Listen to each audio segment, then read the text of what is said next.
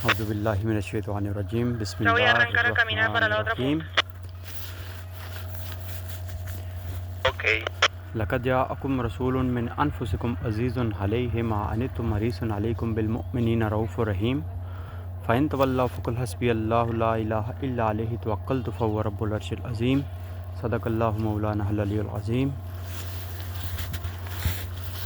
सल्लल्लाहु अला हबीबिही मुहम्मदिन व आलिही व अज़वाजिही व अस्हाबिही व ज़ुर्रिय्यातिही वसल्लम। तमाम सामीन को ग़ुलाम मुर्तज़ा अब्बासी का सलाम हो। And all the guys who are watching from India, नमस्ते। And last but not the least, मेरे ग्राई लोग जितने भी वेखने पे ने सारे अस्सलाम वालेकुम। बालो खैर हो, खैर खैरियत है, तकड़े हो, राज़ी हो। And the guys who are watching this video from Spanish countries, just for them कोमो एस्तास। तो नाज़रीन इस पर ग़ुलाम मुर्तज़ा अब्बासी और ने आइलैंड के ऊपर हमने आज लैंड किया है। जैसा कि आप देख सकते हैं बिल्कुल सामने right there is my vessel, वो मेरा जहाज़ खड़ा हुआ है, उसके बराबर में एक दूसरा जहाज़ खड़ा हुआ है। They are making the landing right on the on harbour. So जैसा कि मैंने आपको पहली वीडियोज़ में बताया था कि अंटार्कटिका की धरती के ऊपर एक वक्त में सिर्फ 100 लोग लैंड कर सकते हैं एक स्पॉट के ऊपर। तो हम लोग और ने आइलैंड के ऊपर लैंडिंग कर रहे हैं, और वो जो जहाज़ है वो और ने हार्बर के ऊपर लैंडिंग करवा रहे हैं। तो अभी मैं आपको दिखाता हूँ। ये देखिए कितना खूबसूरत मंज़र है माशाल्लाह। ये दोनों जहाज़ खड़े हुए हैं, ये ओपन सी है। यहाँ पे इस वक्त समंदर की डेप्थ, जहाँ पर जहाज़ों ने एंकर किया हुआ है, समंदर की डेप्थ ऑलमोस्ट 500 से 700 मीटर है। और ये शोर की तरफ भी आते आते तकरीबन 10-15 मीटर इसकी डेप्थ है। तो ये काफ़ी क्रिटिकल लैंडिंग होती है यहाँ पर, स्पेशली ऑन आइलैंड के ऊपर, क्योंकि यहाँ पे जो ये आप नीचे जो एक्सपीडिशन लीडर खड़ा है मेरा दोस्त, आप देख सकते हैं। यहाँ पे हम लोग यहाँ पे अप्रोच बना के इधर से हम लैंडिंग करवाते हैं। यहाँ पे ये स्लिपरी पत्थर होते हैं, और ये आप देख सकते हैं इर्द गिर्द का मंज़र बहुत खूबसूरत मंज़र है। देखें ग्लेशियर्स, देखें आप आइसबर्ग्स देखिए, और वो सामने बिल्कुल जो देख रहे हैं वो बिल्कुल ग्लेशियर टूटने के मोड में है। किसी वक्त भी वो टूट के नीचे समंदर में आएगा और वो आइसबर्ग बन जाएगा। और इस वीडियो की सबसे कमाल की बात, मेरीन लाइफ जो अभी हम यहाँ पे इनकाउंटर करेंगे, पिंगविन्स की एक किस्म है जिसको हम बोलते हैं चिंटू पिंगविन्स। ये आप देख सकते हैं, ये द चिंटू पिंगविन्स की पूरी कॉलोनीज़ हैं। ये आप पहाड़ों की चोटियों के ऊपर देख सकते हैं। इन्होंने अपने अपने नेस्ट बनाए हुए हैं। ये बिल्कुल सामने जो बैठा हुआ है, ये अपने अपने नेस्ट के ऊपर बैठे हुए हैं इन्होंने। अभी इनका ब्रीडिंग सीज़न चल रहा है। अभी वो देखें, वो जो पिंगविन खड़ा है उसकी टांगों में छोटा सा बच्चा, आपको नन्हा सा मुन्ना सा बच्चा आपको दिखेगा। कुदरत का कानून ऐसा है कि ये अंडा देते हैं। अंडा देने के बाद उसको हैच करने के लिए ये मादा माँ अपने पाँव के दरमियान उसको अंडे को रखती है। ज़मीन पे अंडे को नहीं गिरने देती, क्योंकि अगर ज़मीन पे जाएगा तो टेम्परेचर माइनस में होता है, वो अंडा बिल्कुल ख़त्म हो जाता है। तो वो अपने पाँव के बीच में रख के वो बर्फ़ के ऊपर भी खड़ी रहती है, और ये इनका हैबिटेट है। और कुछ देर के लिए फ़ीमेल पिंगविन अंडे को हैच करती है, कुछ टाइम के लिए मेल पिंगविन हैच करता है, और इसी तरह ये लाइफ सर्कल चलता रहता है और लाइफ मूव करती है। अभी ये आपको सामने जो नज़र आ रहे हैं ये पिंगविन, इस पिंगविन्स को बोलते हैं चिंटू पिंगविन्स। चिंटू पिंगविन्स, इनकी बीक जो होती है, इनकी जो चोंच होती है वो ऑरेंज कलर की होती है। और सबसे अच्छी बात इस पिंगविन की मैं आपको बताता हूँ कि जो हमारे पास मेरीन एक्सपर्ट्स जो हमारे साथ एक्सपीडिशन गाइड्स हैं, उनसे मैंने मालूम किया है, उनके मुताबिक ये वाहिद परिंदों की प्रजाति में ये वाहिद परिंदा है जो इतना लॉयल होता है कि ये पूरी ज़िंदगी सिर्फ एक ही फ़ीमेल के साथ अपनी पूरी ज़िंदगी गुजार देता है। इन केस अगर उस फीमेल को कुछ हो जाए, उसको अगर कोई लेपर्ड सील खा जाए, उसको अगर कोई औका खा जाए, या फिर वो मर आ जाए, तो वो पूरी ज़िंदगी अकेले ही रहता है। और ये सारे दिखने में एक जैसे हैं। लास्ट वीडियो में एक कमेंट मेरे भाई ने किया था कि भाई ये सारे दिखने में एक जैसे हैं तो एक दूसरे को पहचानते कैसे हैं। It's a very good question. तो ये क्वेश्चन मैंने जब अपने बायोलॉजिस्ट से पूछा तो उसने बोला कि भाई इसके ऊपर उन्होंने रिसर्च के मुताबिक पिंगविन्स जब खाना लेने समंदर में जाते हैं 3-3 महीने के बाद वापस जब अपने नेस्ट के पास आते हैं, तो फिर वो देख के एक दूसरे को नहीं पहचानते, बल्कि मेल पिंगविन एक स्पेसिफिक साउंड निकालता है। और फीमेल पिंगविन उस साउंड को सुन के अपने मेल पिंगविन को पहचान लेती है। तो ये है इनका सर्कल, आप ये देख सकते हैं। ये मेरे इर्द गिर्द ये सारे पैसेंजर्स इस वक्त एक्सप्लोर कर रहे हैं मेरीन लाइफ को। और उस तरह देखें, नेस्ट देखें, आपको मैं बताता हूँ। और इनके साथ ये देखिए कितने सारे पिंगविन्स हैं। ये पूरा इनके नेस्ट हैं, पूरी कॉलोनी है, पूरा आइलैंड इनसे भरा हुआ है। तो हद नज़र जहाँ जहाँ पे अभी आप नज़र घुमाएंगे तो आपको सिर्फ़ और सिर्फ चिंटू भाई मिलेंगे। चिंटू भाई बोले तो चिंटू पिंगविन ही मिलेंगे आपको। तो उस तरफ चलते हैं, मैं आपको उस तरफ का मंज़र दिखाता हूँ, क्योंकि ये अभी एक नेस्ट एक्सप्लोर कर चुके हैं। अभी ये वहाँ से एक्सप्लोर करने के बाद ये दूसरे नेस्ट की तरफ जा रहे हैं। यहाँ पे वीडियोस वगैरह बनाएंगे। ये जो कॉन्स ऑरेंज कलर्स की कॉन लगी हैं, ये ऑरेंज कलर की कॉन आपको सामने पीक के ऊपर भी दिखेगी। तो ये जैसे कि मैंने कल ये पिछली वीडियो में बताया था कि ये जो हम अपना कैट वॉक बनाते हैं, तो कैट वॉक को डिफ़ाइन करने के लिए हम ये कॉन्स लगाते हैं ताकि पैसेंजर आगे पीछे न चले जाएं, क्योंकि ये काफ़ी स्लिपरी आइसबर्ग्स हैं और इसलिए ये उनके रास्ते को डिफ़ाइन करता है। और एक्सपीडिशन गाइड्स उनको साथ लेके जाते हैं ग्रुप्स की सूरत में, और फिर वापसी साहब कुछ घुमा के उनको वापस लेके आते हैं।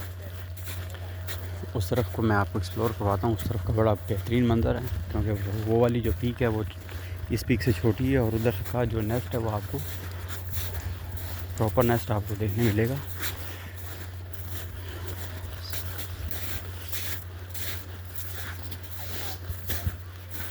ये देखिए जनाब, इसको मैं जूम कर लेता हूँ और आपको प्रॉपर नेस्ट दिखेगा। ये देखिए, ये सर कॉलोनी बोलते हैं इसको, पिंगविन्स की कॉलोनी है। और पीछे का मंज़र आप देखिए, आज मौसम बहुत ही बेहतरीन हो रहा है, बादल आपको मिलेंगे। और एक कमेंट और भी आया था, मैं अपने देखने वालों के कमेंट्स लाजमी पढ़ता हूँ और उनका कोशिश करता हूँ कि मैं उनका जवाब देख सकूँ। एक कमेंट और मेरे भाई ने इनबॉक्स में किया था कि भाई अंटार्कटिका में दिन कितना बड़ा होता है। तो जनाब, इस वक्त अंटार्कटिका में गर्मियों का मौसम चल रहा है, तो ये समर है। विंटर के अंदर तो यहाँ पे आना बहुत ही मुश्किल है। साइंटिस्ट लोग जो अपने अपने रिसर्च स्टेशन में रहते हैं, वो लोग यहाँ पर रहते हैं और वही सारा कुछ करते हैं। और उनकी जो वाया सी, उनकी जो अप्रोच होती है वो विंटर में ख़त्म हो जाती है। वो सिर्फ़ और सिर्फ बाय एयर या से ही आ जा सकते हैं। और ये सामने आपको एक पिंगविन देखें, बर्फ़ के ऊपर आराम करते हुए दिख रहा है। इनका फेवरेट पॉइंट है, बर्फ़ के ऊपर यूँ करके औंधे मुँह होकर लेट के ये आराम करते हैं। ये देखें, ये बिल्कुल बर्फ़ के ऊपर लेट के औंधे मुँह होकर सो जाते हैं। तो सर्दियों में यहाँ पे अंटार्कटिका में सिर्फ साइंटिस्ट लोग होते हैं, वो भी अपने रिसर्च सेंटर्स के अंदर काफ़ी हाई फैसिलिटीज़ के साथ वो एकोमोडेट करते हैं और वहाँ पे रह सकते हैं। वरना विदाउट फैसिलिटीज़ यहाँ पे सर्दियों में रहना बहुत मुश्किल है, क्योंकि सर्दियों में यहाँ पे टेम्परेचर -72 -73 तक चला जाता है। तो अभी गर्मियों का सीज़न है, गर्मियों का सीज़न शुरू होता है यहाँ पे अक्टूबर 15 को। यहाँ पे एक्सपीडिशन वेसल्स जितने भी हैं वो अपना सीज़न स्टार्ट करते हैं, और ये सीज़न जो है ये 4 अप्रैल तक जाता है। तो ये जो अक्टूबर 15 से लेके 4 अप्रैल है, ये गर्मियों का सीज़न है। और गर्मियों के सीज़न में जो सवाल मेरे कल व्यूवर ने किया था कि यहाँ पे रात और दिन का क्या चक्कर है, तो गर्मियों में यहाँ पे सिर्फ़ और सिर्फ बराए नाम रात होती है और रोशनी बिल्कुल रहती है, अंधेरा आपको नहीं दिखेगा। ये तकरीबन ये जो 6 महीने हैं गर्मियों के, इसमें आपको बिल्कुल भी अंधेरा नहीं दिखने मिलता। अंधेरा आपको बिल्कुल भी दिखने नहीं मिलता, बिल्कुल रोशनी रहती है। और अगर आप लकी हों तो यहाँ पर एक चीज़ होती है जिसको बोलते हैं ग्रीन लाइट। ग्रीन लाइट उस वक्त आती है जब सूरज ढल रहा होता है, और जब उसकी सूरज की आखिरी किरणें आइसबर्ग्स और ग्लेशियर्स के ऊपर माउंटेन्स पे पड़ती हैं, तो फिर ग्रीन कलर की आपको लाइट दिखती है, उसको ग्रीन लाइट बोलते हैं। तो उस ग्रीन लाइट को बहुत कम लोग एनकाउंटर कर पाते हैं। तो यहाँ पे ज़्यादातर टूरिस्ट बहुत क्यूरियस होते हैं कि भाई ग्रीन लाइट। मुझे इस वक्त अंटार्कटिका में चलते हुए अक्टूबर से लेके अभी ये जनवरी है, मिड ऑफ जनवरी, तो ऑलमोस्ट मैं तकरीबन 9 ट्रिप्स कर चुका हूँ अंटार्कटिका के सीज़न के। अभी तक मुझे तो ग्रीन लाइट नहीं मिली, still we are looking for the green light. अगर इन केस हम लकी हुए तो इंशाल्लाह ग्रीन लाइट की भी आपको लाजमी वीडियो बना के शेयर करेंगे।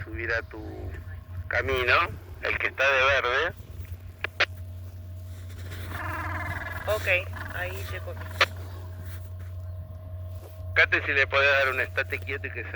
दिन की जो दूसरी हमारी लैंडिंग होगी वो ब्राउन्स फील्ड स्टेशन के ऊपर होगी। अर्जेंटीना का रिसर्च सेंटर है।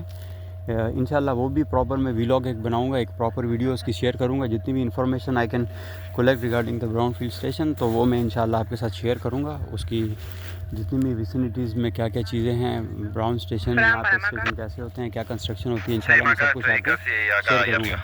ये बिल्कुल देखिए लकीली सामने ये जो पेंगुइन है इसकी टांगों में देखिए ये छोटा सा बच्चा है, अपने बच्चे के साथ ये इसको फीड कर रहा है। और देखिए ये अपनी टांगों के ऊपर ही बच्चे को बिठा के रखता है, नीचे नहीं छोड़ता।